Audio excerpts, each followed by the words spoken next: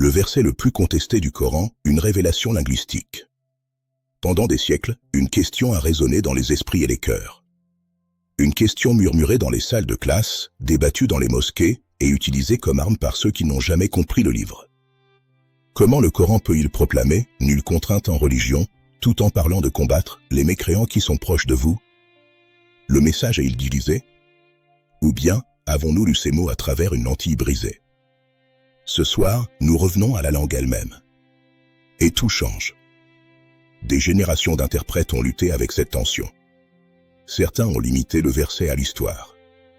D'autres l'ont restreint au moment de guerre.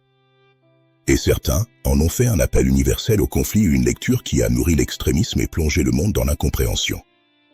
Mais le problème n'a jamais été le verset. Le problème était la traduction d'un seul mot. La percée commence par un retour à la racine. Iman. Pas foi. Pas croyance. Mais un mot né de Amen, sécurité, sûreté, protection. Dans le Coran, ceux qui ont l'iman ne sont pas de simples croyants. Ce sont des donneurs de sécurité. Des personnes dont la présence rassure. Des personnes qui protègent les autres. Iman n'est pas un sentiment. Iman est une action. Et si Iman est l'acte de donner la sécurité, alors son opposé, Kufr, doit être compris de la même manière. Dans ce verset, Kufar ne signifie pas des gens d'une autre religion.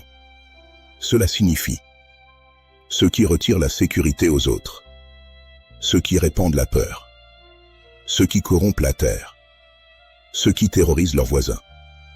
Ce sont des non-donneurs de sécurité, des agents du chaos, des menaces pour la communauté. Ce n'est pas de la théologie, c'est de la sécurité publique. Maintenant, le verset devient clair, combattez les non-donneurs de sécurité qui sont proches de vous. Pas parce qu'ils rejettent vos croyances, pas parce qu'ils suivent une autre voie, mais parce qu'ils mettent des vies en danger. Chaque société sur Terre fait cela. Chaque loi, chaque nation, chaque système de justice protège ses citoyens contre ceux qui causent du tort. Ce n'est pas une contrainte en religion. C'est la défense de la sécurité humaine. Lue dans sa langue originelle, la parole du Coran retrouve son harmonie, aucune contrainte. Aucune croyance imposée. Aucune guerre contre la différence. Seulement un appel universel à résister à ceux qui détruisent la sécurité et à protéger les plus vulnérables. Un message pour les musulmans. Un message pour l'humanité. Un message pour toute société qui cherche la paix. Si le sens d'un seul mot peut résoudre un dilemme vieux de siècles, quels autres trésors se cachent encore dans la langue du Coran, attendant ceux qui osent regarder plus profondément?